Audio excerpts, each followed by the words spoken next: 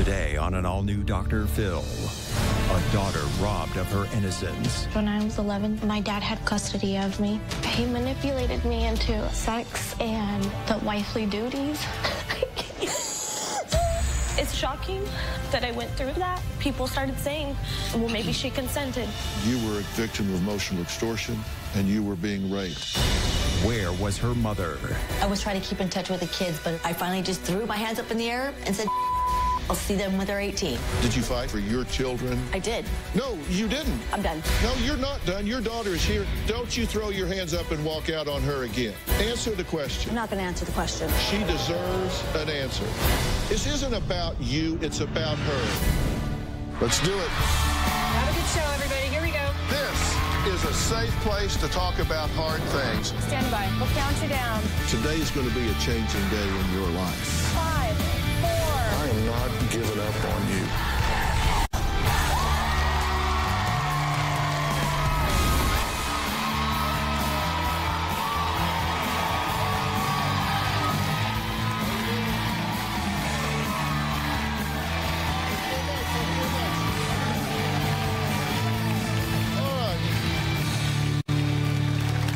When Kelly was a little girl, she says her father, David, was a devoted family man who always made time for her, reading her books, playing with her, and above all, protecting her from the world outside. But when Kelly turned 11 years old, she said her world came crashing down because her father, the man she trusted, began grooming her to be his wife. Kelly says David began treating her as a spouse in every sense of the word. She was forced to iron his clothes, maintain the house, have his dinner ready when he came home. And then when she turned 12, he began doing the unthinkable. He forced Kelly into a sexual relationship that would last over a decade. Kelly says for 12 years she was her father's sex slave wife. Take a look. My family was the typical family that was out there. I like to think we were a happy-go-lucky family. My dad, David, was a great dad. I loved him. I remember him always tickling us, playing Barbies with us. Then, my parents got divorced when I was 11 years old, and my dad got full custody of me. Me and my siblings were staying at my dad's house full-time. One night, a year later, he snuck into my room, and he went under my covers.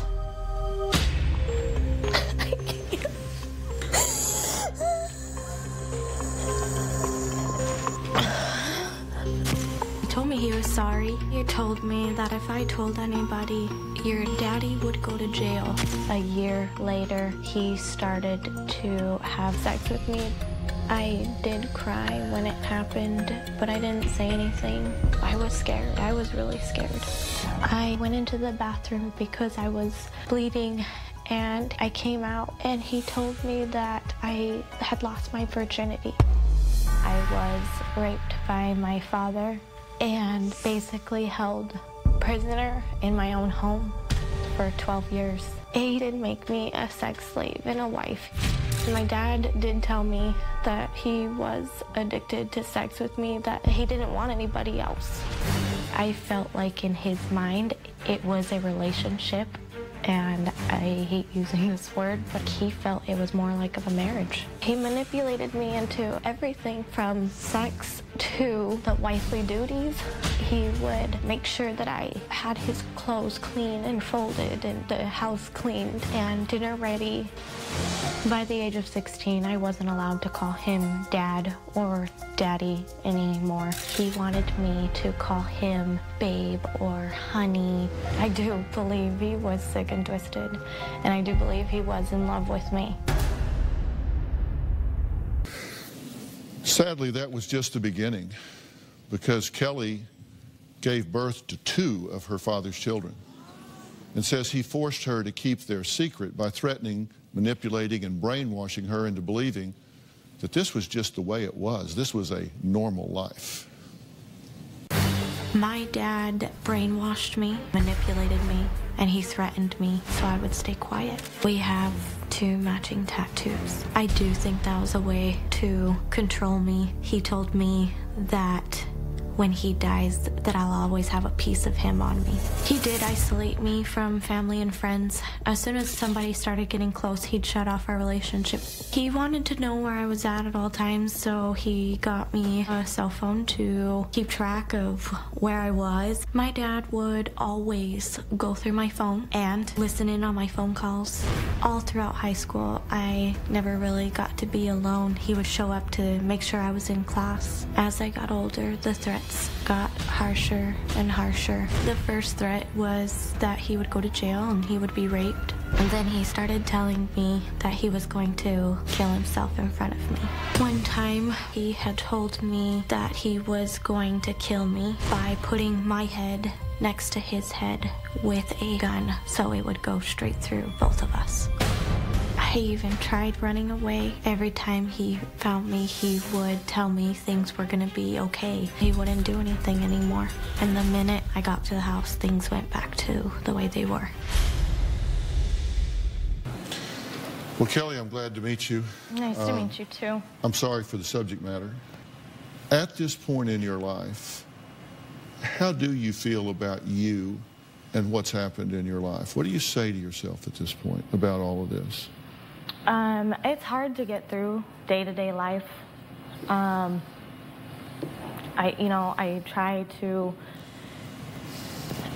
try to get through without remembering it. I have flashbacks of things that had happened. I feel violated because I feel like half my life was gone and taken from me.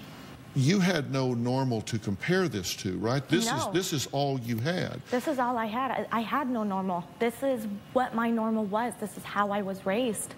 From the age of 11 all the way to, it was what I knew was normal, what he told me. See, those of us that didn't grow up with that can look at this and say, wow, that is so far out there, it's unthinkable. But if that's all you lived, if you never lived in another house, if you never lived in another relationship, then you have nothing to compare it to.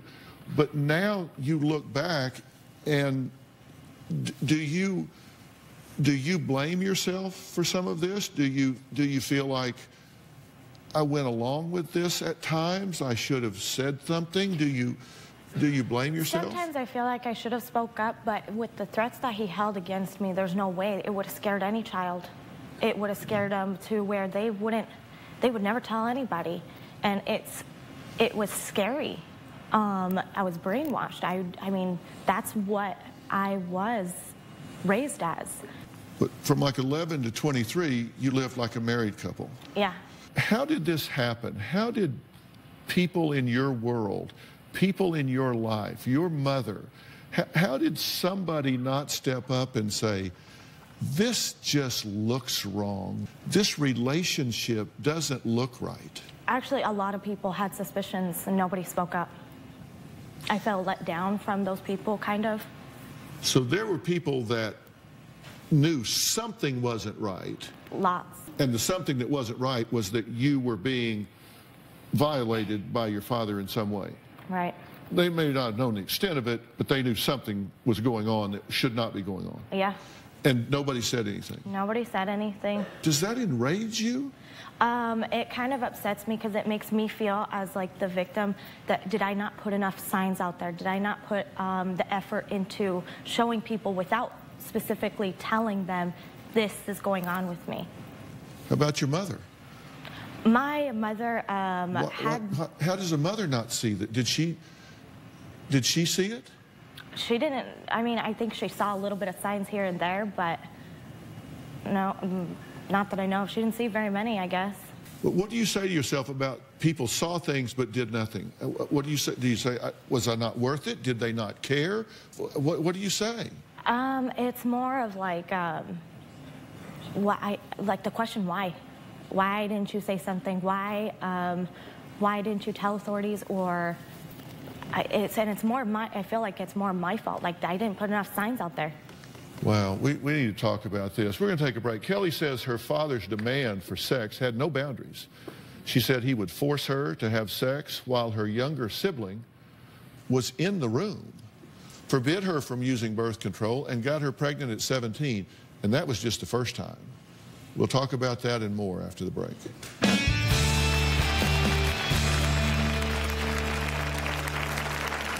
I gave birth to 2 children. My dad told people that I would sleep around. It made me feel horrible because that's not who I am. My kids called my father Papa, but he whispered into my daughter's ear to call him Dad. And later, you're her mother. Answer the question. I'm done. No, you're not done. Your daughter is here, and she deserves for you to sit here and talk to her. Tomorrow, her boyfriend's been called an abuser. He didn't throw me through a window. He hit the window. That's what you told me No, when you it's called not. crying. And a con artist. Did you fake a kidnapping? God, no. I was held against my will. So why were you arrested at the end of it? Did he fake having cancer? You had a crowdfunding site? No, that's wait a minute. You tried to con me, and we're done, my friend. Tomorrow, then on Thursday. Did you do this to her? I did. Your ex-fiance says you were doing the same thing before. It is a lie. Well, Ashley, come out here. That's Thursday. I had my own bedroom, but he did not want me sleeping in there. He would tell me to come sleep in his room. I moved into his room. When I was about 13 years old, he told me whoever was gonna ask that I had bad dreams and I would come in there to sleep. In his mind, he felt it was normal that I shared a bed with him. Kelly, how does it feel to recount that now? It hurts because it's shocking that I went through that and that I survived that. It's hard seeing his pictures. What Kelly's talking about, if you're just tuning in, is that she was forced into a sexual relationship with her father from age 11 to 23, leading to a string of pregnancies. I was pregnant a total of 4 times. I gave birth to 2 children who were fathered by my dad. He was always telling me that I was meant to be a mother. I always got asked who the dad was, and my dad always told me to tell people it was a friend of mine from a different high school. I was sneaking out of the house, and that's how I had gotten pregnant. My dad was in the delivery room with me when I gave birth to my daughter and cut the umbilical cord, but didn't sign the birth certificate. My daughter was born with a club foot, and she was born not breathing, and my dad didn't even care. He could only ask what's wrong with her foot. He thought it was a birth defect because she was born out of incest. My dad told people that I would sleep around. It made me feel horrible because that's not who I am. My mom was shocked to hear that I was pregnant, and she eventually stopped asking who the father was. My kids called my father Papa, but he whispered into my daughter's ear to call him Dad. She would copy him, but she never really knew that that was her dad. She knew him as Grandpa. And how old are your children now? My daughter is 4, and my son is 2. And so they have no understanding about any of this at all at this point? No, none. Will you tell them about this? Do you plan to tell them? I don't plan to tell them who their father is or about their father unless it's medically necessary. He knew this was wrong. He knew it was wrong. Because he lied about it, and he was willing to throw you under the bus publicly, socially, to tell people that you were promiscuous to cover himself. You know, it hurt really bad because I was never promiscuous. I never got around. I never had a relationship. It hurt so bad that that was what people viewed me as instead of what was really going on. Did he fear you outing him? Yes, he did not want to be brought out. He did not want me to say anything to anybody. But he lived in fear of that. All the time, from day one. Have you heard the term emotional extortion? No. This is a powerful thing that abusers use. They use your emotion to extort your silence. They say, if you do this, you will be responsible for my death. You will be responsible for my going to prison. And he said it all the time. And he also convinced you that this was all consensual, right? Yeah. So you're going along with this. You have nothing to complain about. Yeah. I didn't want to do any of it. And I would tell him, I don't want to do this. Please stop. You tried to run away 3 times. I did. I tried to run away, and each and every time, he found me. I ran to my neighbor's house one time, and he found me by Facebook location. I tried to run away and go stay in a hotel. He found me because it was the only hotel that rented to people under 21. And you understand now, you did not have a sexual relationship with your father. You had a rape relationship with your father. We call it sex because it is a sexual act. This was not a sexual relationship. You were raped. That was a crime committed against you, and that you were the victim of that. And that makes me feel a lot better because I've gotten the questions, you were 18, why didn't you leave? And people started saying, well, maybe she consented. Well, some people are, it's the clinical term I'm looking for, idiots.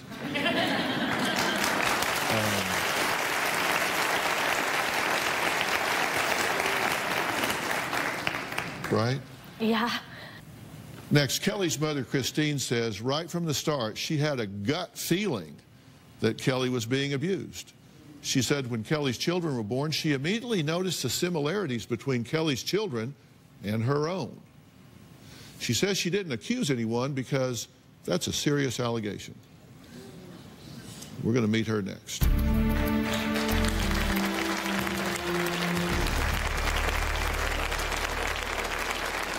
David was disgusting and sick in the head.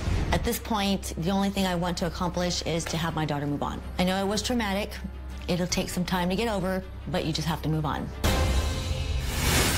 And later, answer the question. I'm not going to do this. Answer the question. I'm not going to answer the question. Don't you throw your hands up and walk out on her again. This May, there are 1,000 reasons to watch You shove a fish sandwich in your mother's mouth? I threw a pizza at her, too. America's #1 daytime talk show. She's stealing, stripping, breaking into cars. She told me she wouldn't do that. Where did you think she was getting the money?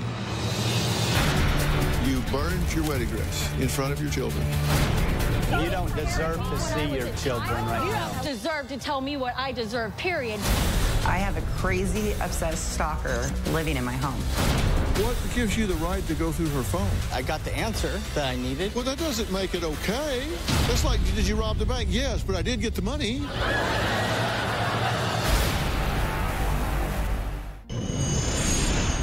My dad got a call from CPS and said that I wasn't allowed back at my mother's house. I didn't see my mother for 5 years and our communication was limited. She admitted to me that she gave up fighting for her right to be a parent. My mom was my best friend. Once I got taken away from her, my whole world crashed. I'm upset and angry with her because she should have fought to the end of the world to get custody back. When I tried to confront her, she came back at me and said, "You could have spoken up." For over a decade, Kelly says she was forced into a husband and wife-like relationship with her father, David. She says he told her he was addicted to sex with her and couldn't live without her. So did Kelly's mom know about the abuse? And if so, why didn't this mother stop it? Well, she says she never had any proof, and Kelly never spoke up. I was still trying to keep in touch with the kids, but it was hard. If I was even a minute late, David wouldn't let me talk to the kids. Communication pretty much stopped after the first year. I wasn't able to see them either. After a few times trying to go through court, I finally just threw my hands up in the air and said, I'll see them when they're 18. I always had my suspicions from the beginning. I would see pictures of David and Kelly on Facebook, and it would just seem odd. I was seeing his arm around her, like a couple. David and the kids visited me while they were on vacation, and Kelly was pregnant at the time. I kept asking her who the father was, and she would not give me a name. After my granddaughter was born, she looked like one of my kids. I asked Kelly point blank, is he touching you? She said, no, he's not. So then I asked her if he was doing anything to her sister, and she told me that no, I made sure of that. And that comment struck me as odd. After that conversation, I did call CPS. I told them I had a gut feeling that something was going on, but they told me that they couldn't do anything because I didn't have any evidence. Finally, Kelly called me up one day, and she told me that her dad had been molesting her since she was 11. And she told me that her kids are his. David was disgusting and sick in the head. I wish I had never met him. I want to have the perfect mother and daughter relationship. At this point, the only thing I want to accomplish is to have my daughter move on. I know it was traumatic. It'll take some time to get over, but you just have to move on. Life goes on.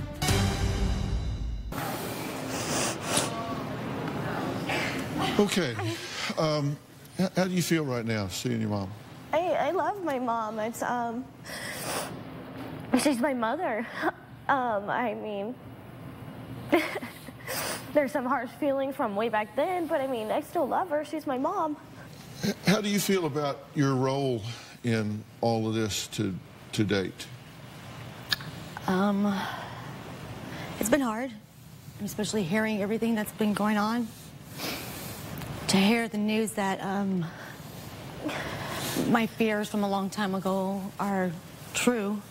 You're her mother, and I'm really curious about some of the things that you said. Mm-hmm. You said that the children were with him. How did that happen? Part of that went through our divorce. They were going to go see this doctor, or it might have even been a mediator.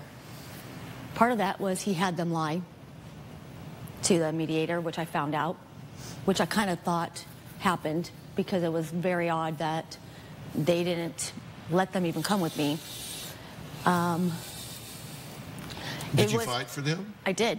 Because it's awfully unusual that that would happen. Exactly. And I thought I had it. I thought I had it in the bag, you know, until everything just started. It just started going spiral down. But then I heard you say on your tape, you said you try to see him and he would make it difficult. And then you said in about a year, you just said, you know what? Well, here's what you said. I pulled this by. Let's take a look at this. I finally just threw my hands up in the air and said, I'll see them when they're 18.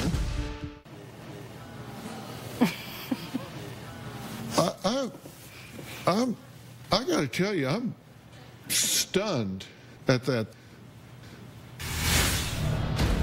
Kept fighting and fighting and fighting until I couldn't fight no more. No, you didn't. You said, I just threw my hands up and said, I'm done. Screw it. I'll see you when I'm 18. No, you're not done. Your daughter is here, and she deserves for you to sit here and talk to her. I finally just threw my hands up in the air and said, I'll see them when they're 18.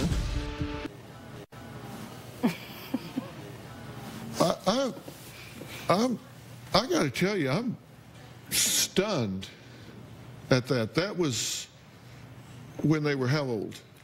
They were young. It was a fight in court. I kept fighting and fighting and fighting until I couldn't fight no more. No, you didn't. You said, I just threw my hands up and said, I'm done. Screw it. I'll see you when I'm 18. No, you're not done. Your daughter is here, and she deserves for you to sit here and talk to her. I'm not going to be the bad person here.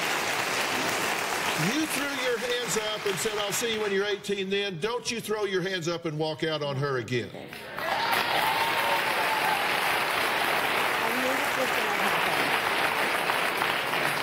Answer the question. I'm not going to do this. Answer the question. I'm not going to answer the question. She deserves an answer. This isn't about you, it's about her. Let this be about her. Put her first today. What went through your mind when you said, I'll see them when they're 18? What went through my mind was this fight was very hard. He was doing everything that he could possible just to make my life a living hell. And by the way, something you will hear now, because you didn't prance off the stage here, is I realized this guy was a manipulative ass. Yeah, he was. I totally get that.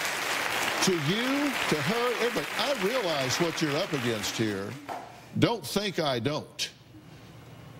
What I'm asking you is what you saw at the time. Everybody I have on this stage is a teaching tool. If there's a mother-daughter situation out there that parallels this in any way, use your life now to save a version of her in Oregon, in Florida, in Texas, in Arizona, in New Mexico. Your daughter comes here today with forgiveness in her heart saying, I want to heal this family. You wish you had done this differently. Yeah. If you knew then what you know now, you would have run him down the street if you had to. Him. I know that. And by the way, if you're in that situation, don't run him down with a car. I'm not advocating that. Use the system. Go to the police. Go to the court. Don't resort to violence. That's not what I'm advocating. I'm just saying that's what you would have felt at the time. I know. But you say you did suspect it. What made you suspect it? I just had a feeling, that mother instinct, that gut feeling from the beginning. Did she fail to do anything she should have done? I wish she would have come forward. I wish she would have said something from the beginning. But you understand, that a child that is in the grips of an abuser, that is a victim of emotional extortion and leverage and threat, is paralyzed in that situation. I understand. He is threatening her with her life, his life, your life. He's threatening her with everybody. How does a child fight against that? They don't. You couldn't fight against it. How could she? No. I wish she was able to. I understand why she didn't. That's her dad, too. You said that she told you that nothing was happening, so at that point, you took her at her word. I did. I'm still searching for clues on what I felt. You know, I started seeing pictures in Facebook that everything just looked different. It just looked weird. Well, it was weird because while other kids were outside playing and enjoying their childhood, Kelly says she was like a prisoner in her own home. Those pictures were creepy. She says she was 11 years old when she became her father's sex slave wife until she finally confessed to her best friend what was really behind closed doors. We're going to meet Nicole next.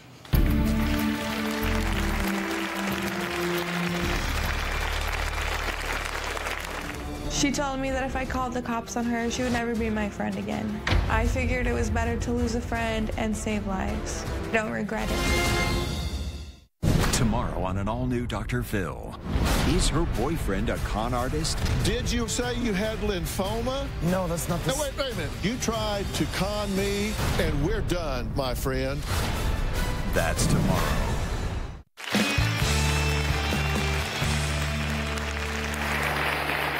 Imagine at 11 years old being brainwashed and groomed to be your father's wife. And that was Kelly's life for 12 excruciating years. That is until Kelly confessed to her best friend, Nicole.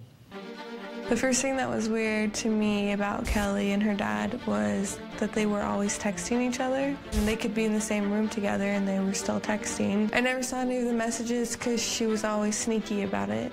They acted like a married couple, almost to the point where people would question it. One time at a church party, they sat next to each other super close. Kelly's dad had his arm around her. If we ever wanted to go out like shopping or just take the kids out, he always had to come with us. Kelly's kids would slip up and call him daddy. I asked her if she was sleeping with her dad. She told me that there was no way that was happening. They just had a super close relationship. The next day, Kelly called me crying and told me that she had been sleeping with her father and that both children were his. I tried to get her to come over to my house or call the police, but she refused. She told me that if I called the cops on her, she would never be my friend again. I promised Kelly that I wouldn't call the cops, but as soon as we hung up the phone, I called the cops. I was more worried about her children than Kelly being selfish. I figured it was better to lose a friend and save lives. I don't regret it. As soon as the cops showed up at Kelly's door, Kelly pretended she didn't know what they were talking about, that she was happy and that she was there because she wanted to be there. I was so angry at Kelly because she lied to the cops and that was her one chance to get out. The next time I heard from Kelly was when she called me to tell me that her dad had committed suicide. Kelly has admitted to me that she has feelings for him more than a daughter and father relationship. She told me that she loved him, but she also hated him. Kelly says David's paranoia about being found out hit an all-time high. 8 months after police arrived at their doorstep, Kelly says David called her and said he loved her and that this was not her fault. She says those words play over and over again in her mind. My dad became paranoid and felt like my mom was starting a police case against him. He took his .40 caliber gun and drove off. He called me and told me he loved me, that this wasn't my fault, and that he loves my kids, and he hopes I can find somebody to raise them better than he did. Those were the last words that I heard from my father. I went to go try to find him. I saw a white van in the bushes. I went to the driver's side, and there I saw his gun in his hand and a bullet wound through his head.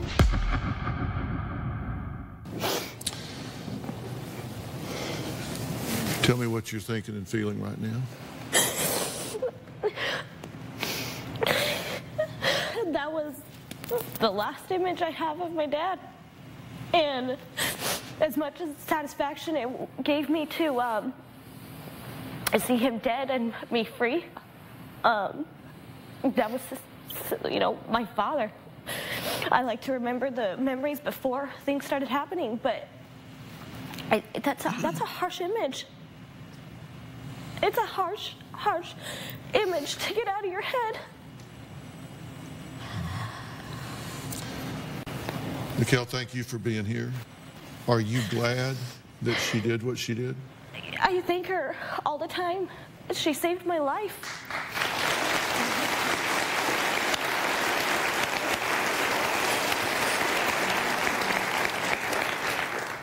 What did you say to yourself when you said, I've got to do something here? Like when she told me not to tell, I knew that I was lying to her from the beginning, saying that I promised I wasn't, because I was going to do it immediately.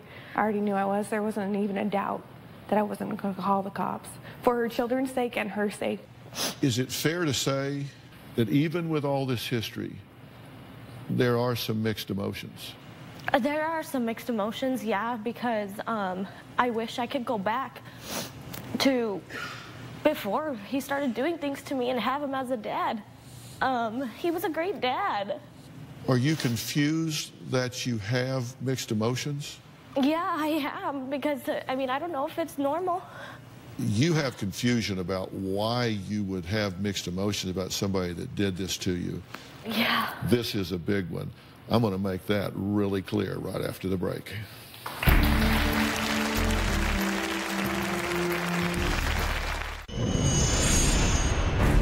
To this day, I have conflicting feelings about my dad. I love and miss my father, but I hate what he did to me. It scared me when my dad was gone because I had nothing. I was thrown out into the world with no life experiences. I'm a single mom trying to raise my 2 kids, and every day is hard. I have to learn how to be on my own. Kelly was only 11 years old when her mother Christine lost custody, and she was forced to live with her father, where her nightmare began. Her father David raped and manipulated her into a relationship until the day he ended his own life. You do have mixed emotions about it. You don't understand why. I want to tell you exactly why.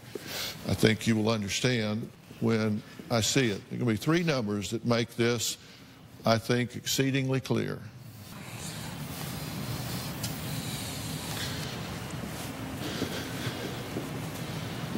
Clear it up for you? I wrote a book called Self Matters a number of years ago. And in that book, I talked about 10-7-5. The 10 defining moments that we have in our life. The 7 critical choices that we make that define who we are.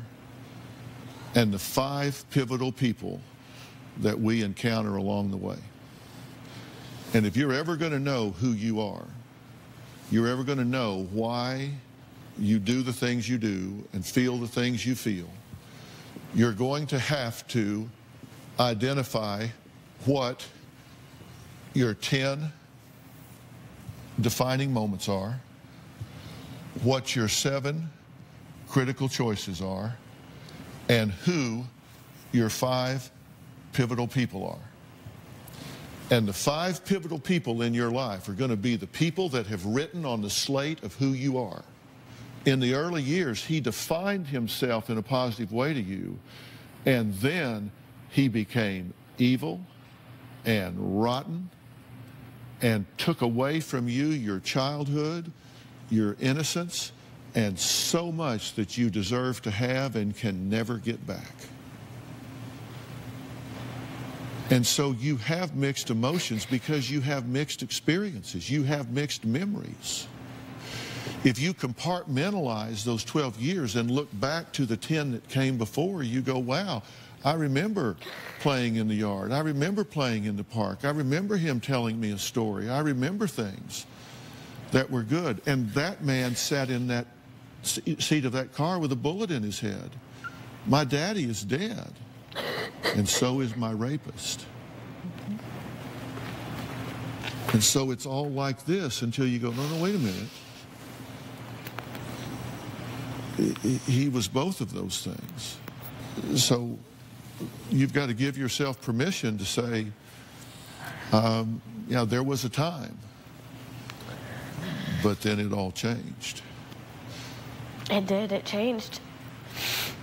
But you have to understand, that all came from the inside out. There was nothing you did.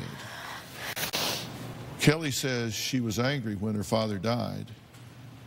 She says she's left with picking up the pieces and has struggled since the day he took his own life. I'm going to tell her how to put those pieces back together right after the break.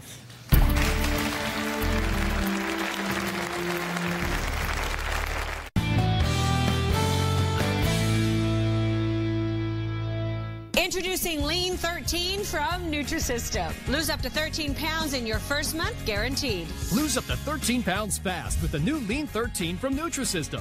Your 13 can turn into 20, 30, 50, even more. I'm Marie and I lost 50 pounds on Nutrisystem.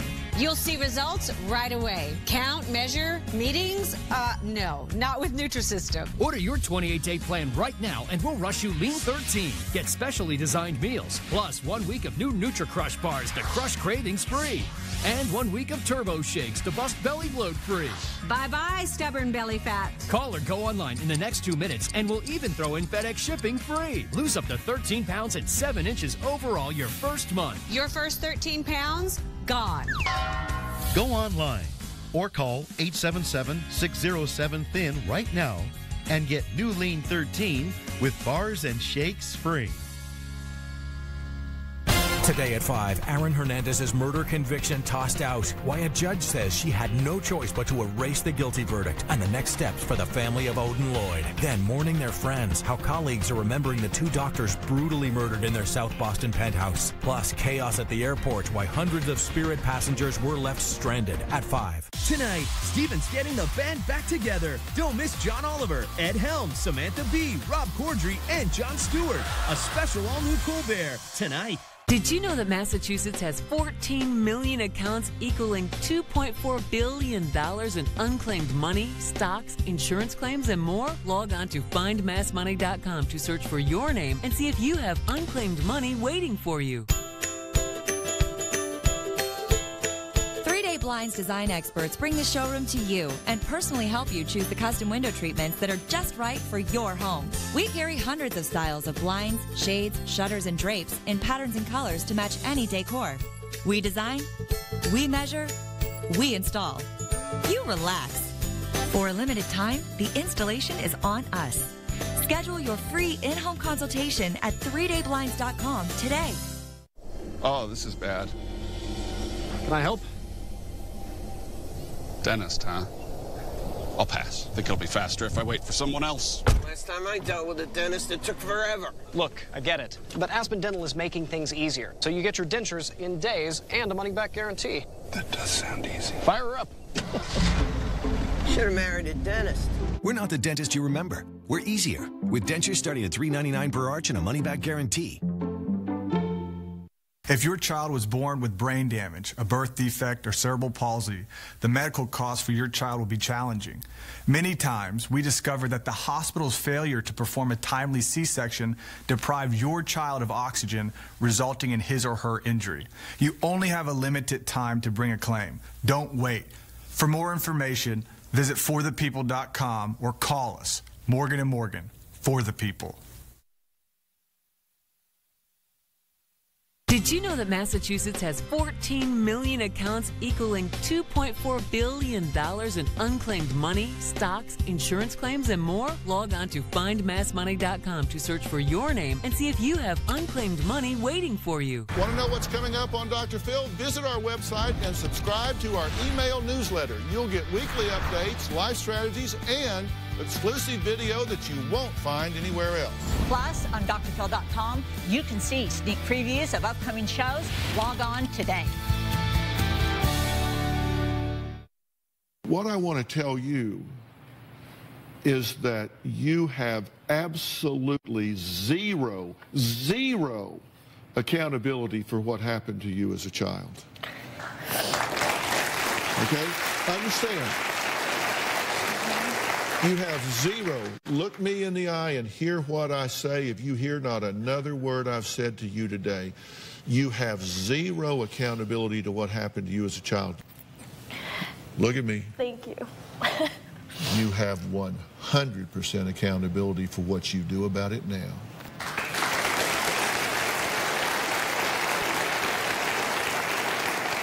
You cannot change what happened, and you're not responsible for that.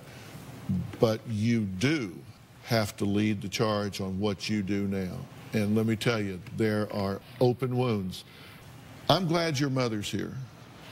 And you started to leave, and I told you to sit back down. This wasn't about you, it was about her. And I thank you for not leaving. Thank you for staying here. I'm glad you did.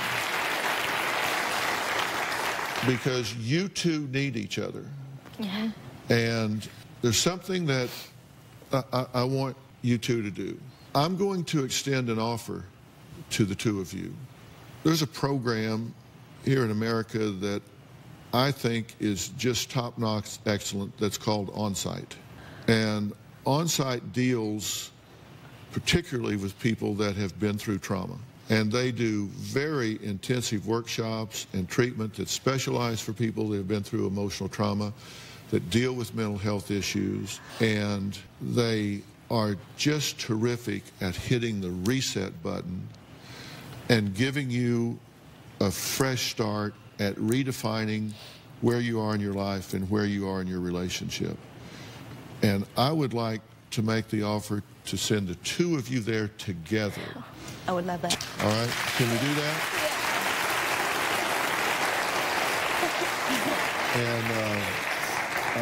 And we'll do that at your earliest possible convenience. We'll make that available to you, okay? All right. I would like to thank all of my guests today. A special thanks to On-Site and Miles Adcox for all that he does for us at On-Site. If you or someone you know is being abused, please contact RAIN, Rape, Abuse, and Incest National Network. And you can do that by calling 1-800-656-HOPE. Or you can go to rain.org. And for more information about today's show, you can log on to drphil.com.